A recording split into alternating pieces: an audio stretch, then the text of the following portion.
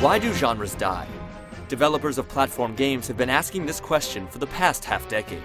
Many would argue that it's all been downhill since Super Mario 64 thanks to uninspired clones. Others say that it's the push towards more adult-oriented games. No matter the take, Super Mario Galaxy is here to shatter expectations, and it's simply out of this world.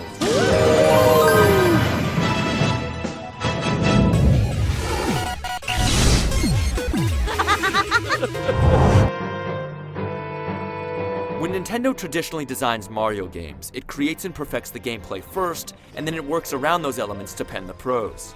This approach has resulted in a lot of forgettable and repetitive plots. Things are a little different here, but not much. It's the annual Mushroom Kingdom Comet Festival, and Mario and crew are celebrating.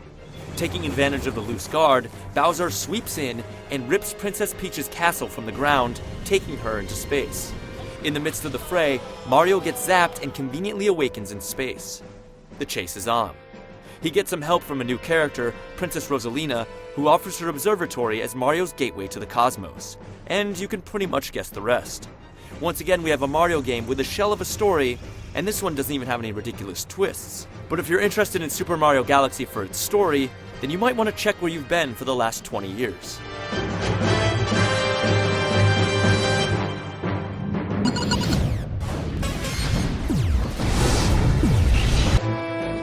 Galaxy has gone back to the more open-ended design of the N64 game. It's all about collecting stars to unlock new levels, but you can have almost a dozen of them selectable at once, allowing you to pick and choose which way you want to play through the game. The observatory acts as the hub, connecting you to all 6 of the primary solar systems. Inside each solar system is a handful of galaxies with a list of stars to snare on each. Like in most Mario games, there are tons of hidden levels to unlock, and 120 stars to collect for the completist. The not-so-obsessive can technically finish the story after snagging just 60 stars. Other items of interest include star bits, which act as the currency of the game. You'll use them to gain extra men, and to unlock hidden galaxies by bribing creatures called Lumas that are scattered throughout the cosmos. Yellow coins restore Mario's health, and eventually you unlock purple coin challenges where you must collect 100 of them to get a star. They're certainly some of the more demanding challenges in the game. The galaxies outwardly appear much smaller than the typical level in a 3D Mario game, but there are bits and pieces that are out of reach until you find the proper transportation to get there. Not all the stars are unlocked for play in each galaxy as soon as you enter it. There are 3 base stars for each, and then you'll start tackling timed stages, or other instances where you must complete the objective without taking a single shot. All of this is based upon which comets are randomly circling the galaxy at the time. There's no denying that Super Mario Galaxy predominantly sticks with the tried and true, with a few tweaks. There's always a wide variety of tasks to tackle, but the collecting has been made optional. You'll rip through a good 30 to 40 hours of play if you're trying to get all the stars. And there's a 2-player option where the second player can collect star bits, though it's pretty pointless. Regardless, you'll get plenty of playtime for your cash, and it's structured so elegantly that you'll never be left wondering where to go or what to do next.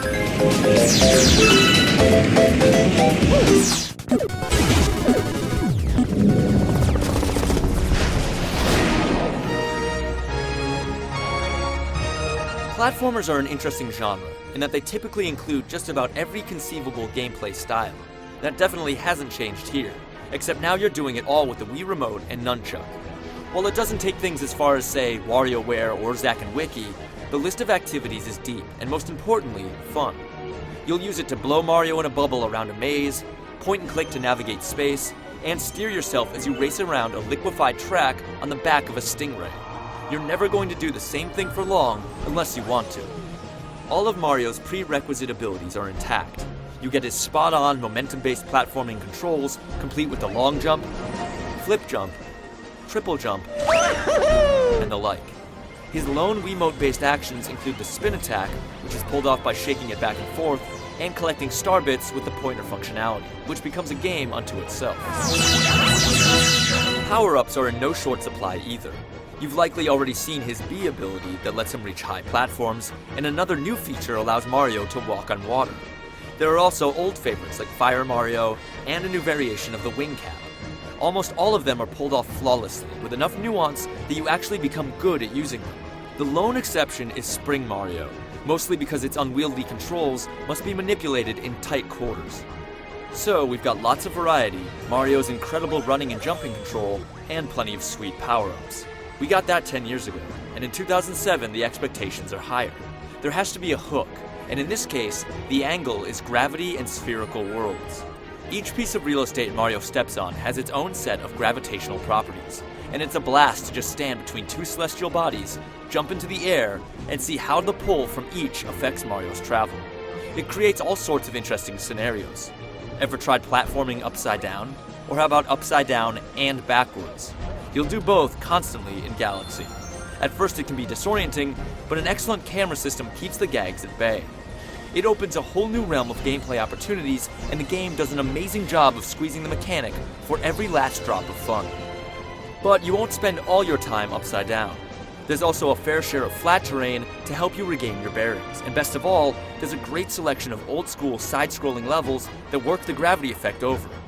Other games have tinkered with spherical worlds, but none have worked gravity into the equation. Super Mario Galaxy absolutely nails them both. Super Mario Galaxy is one of those releases that challenges the perception of how games can play. Mixing complicated physics with pinpoint navigation may seem intimidating, but it's all parceled out in such small, intelligent portions that the learning curve is almost non-existent. Couple this with the excellent variety and sublime controls, and perhaps we're witnessing the rebirth of the platformer. We think everyone will at least agree that it's miles beyond a backpack filled with water.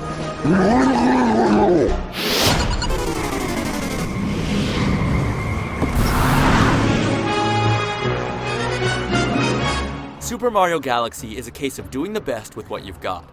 The Wii isn't really a polygon cruncher, but the way the levels are set up with small pieces of terrain displayed at a time allows for some sweet whiz-bang with no hit on performance. Fur shading, specular highlights, and a variety of other gizmos take it beyond the flatly shaded Mario games of yore.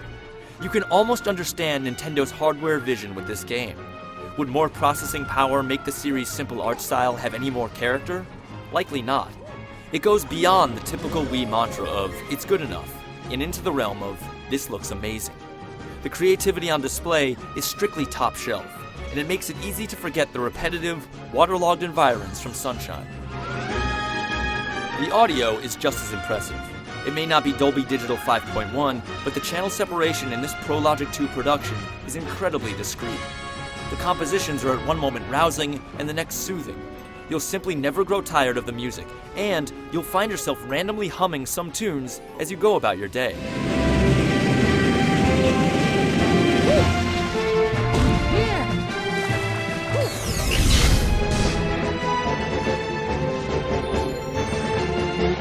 Just when you think a genre is dead, along comes a game that pushes perceptions to the fringe. Super Mario Galaxy is one of them. It's a perfect blend of the established and the unexpected, and a finely crafted piece of software that will infect your subconscious and make you dread dropping the controller. The accessibility, ingenuity, variety, quality, and quantity are impeccable. The only real uncertainty is how much you'll allow it to take over your life.